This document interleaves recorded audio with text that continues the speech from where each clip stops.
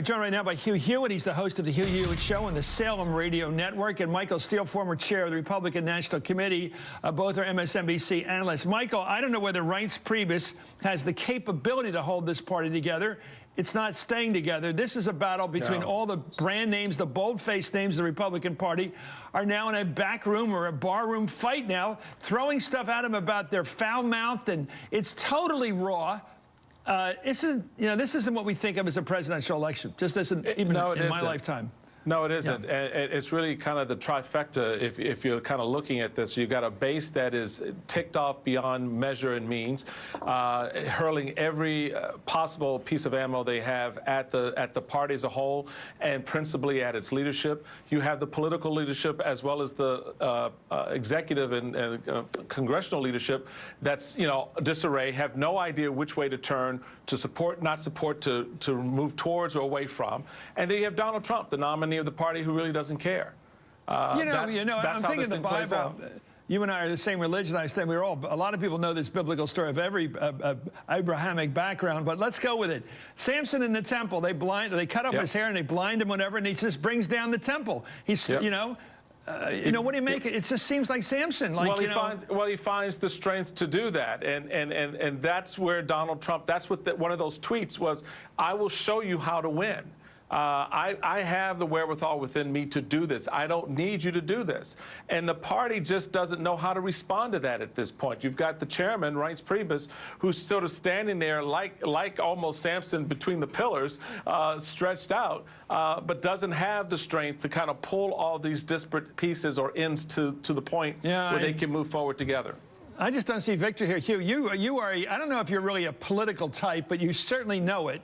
And I don't know if you've ever been in the dirty trenches of politics, but I don't see the strategy here. What is the Trump strategy? It's based on bad information, because Paul Ryan was part of a ticket that got 60 million votes.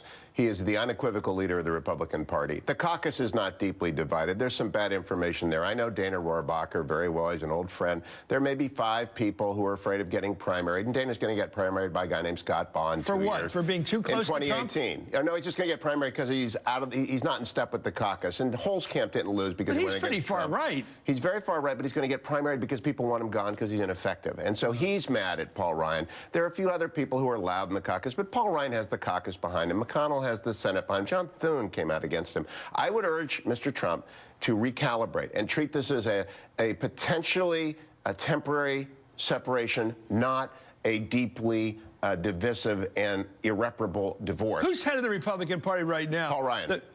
Is he really? Paul Ryan. And if you had a vote in this country among all Republican voters, Paul Ryan. The Republican voters. Paul Ryan. Michael, do you buy that? I don't know if his name ID is that high. Do you think that guy we're looking at right now is the head of the National Republican Party, rank and file, regular people? Yes, he is. Yes, he is. How do they even know about him? How'd they get to know him that well? I assure you, rank and file Republicans across the nation know who Paul Ryan is. They've followed his career. They know the work that he's done. They know the proposals that he's put out, the battles that he's fought and won. Could he have beaten Trump if he'd gotten in? What was that? Could he have beaten Trump for the nomination? That would have been, that's a very interesting question. I think he would have been. Well, it's the question I just put to you guys. Who's the leader? That's the guy who wins. I know, but this is my point. Given that Paul Ryan was the nominee before, I think he would have had a great deal more cachet than the others on that stage, absolutely. But would he have responded to the national mood on the right and center right against the establishment? Would he have carried the flag for this sort of Brexit-type anger that people have over trade, immigration, and stupid wars? Would he have been that leader that Trump was so effectively in the primaries? Actually, I think he would have been, because I think he fundamentally understands that. He saw what happened to his friend Eric Cantor. He's seen what happened to other Republicans in their districts. So yeah, I think he has a good sense of that. Lead. Yeah. Donald Trump has a lot of very passionate, earnest, wonderful people supporting him. Paul Ryan has millions supporting him. Again, 60 million people voted for Romney Ryan. If right now you're in a tight congressional race anywhere in the United States, you have to raise money and raise a crowd. You have to make a choice between asking Donald Trump or Paul Ryan to call. You call Paul Ryan. Well, at an event today with Donald Trump's running mate Mike Pence, another running mate, one Trump supporter said she was, quote, ready for a revolution if Clinton becomes president. Let's watch the interaction here, especially from Mr. Pence, Governor Pence. And one of the biggest things I can tell you that a lot of us are scared of is this voter fraud. Our lives depend on this election. Our kids' futures depend on this election. And I will tell you, just for me, and I don't want this to happen, but I will tell you, for me personally, if Hillary Clinton gets in, I'm ready for a revolution because we can't have her in. Yeah, you don't say. But I'm just saying it. No, you know, I'm like Trump. You know, do I not speak for people here? Am I not saying the truth, guys? Come on. Yeah, there's a revolution coming on November the 8th, I promise you. Well, there he is showing some restraint, Michael. I thought that was impressive. He didn't join the demagoguery of the woman was pushing for. What do you mean revolution? You know, armed conflict against the government? What are we talking about here? This sounds like Second Amendment stuff again. And he said, no, we're not going to, I'm not going to be, that was a John McCain moment. I'm not going to go along with crazy talk. You win or lose an election. By the way, I want to ask you about Trump. Do you think he's is he supporting our democracy when he says, if I lose, it was rigged. If I win, I'm going to put her in jail?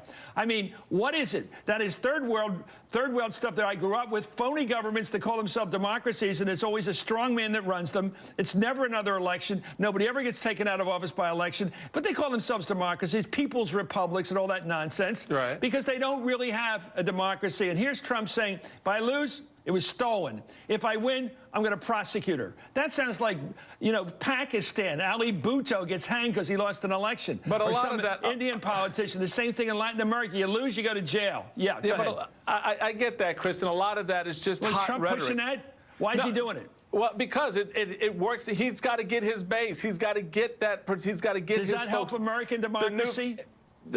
I understand that, but you have to look at it from the politics as he sees it. Oh, the end justifies the means. Sacrifice the country for Trump's success. I want to defend him. Mr. Trump I've asked him to withdraw because I think Mike Pence could win. However, when he gets angry, he's angry at a media double standard that digs up stuff about him and does not dig up stuff. And we've talked about this. We've seen this show the Clinton a lot. mess. I covered the Clinton impeachment for a year. In the end of a campaign, tapes arrive, tax returns display, the Podesta emails are not getting the kind of play they should. So Access Hollywood went after Donald Trump. No, somebody on that team, some liberal on that production team, found, hid, and then selective released a tape in order to maximum. And Ted Cruz say, why did this not come out in May? Moreover, and bad on the Oppo teams, the Howard Stern stuff come out. The tax returns get leaked. We saw this with George Bush's DUI. Tax returns have not been released. No, they got leaked, the one that got leaked. So what's your point here? My point is he is angry about the rigged nature of the media throwing in 100%. Where's the rig? The rig is that 95% of American media will vote for Hillary Clinton, want her to win, and are working for it. They rigged the election because of their political point of view. They rigged the election because of the way that the media works. Let me tell you, how did the media work? I'm only thinking of one close election since Nixon's, where Nixon, I'll talk about the end of the show, where Nixon gave it up in '60.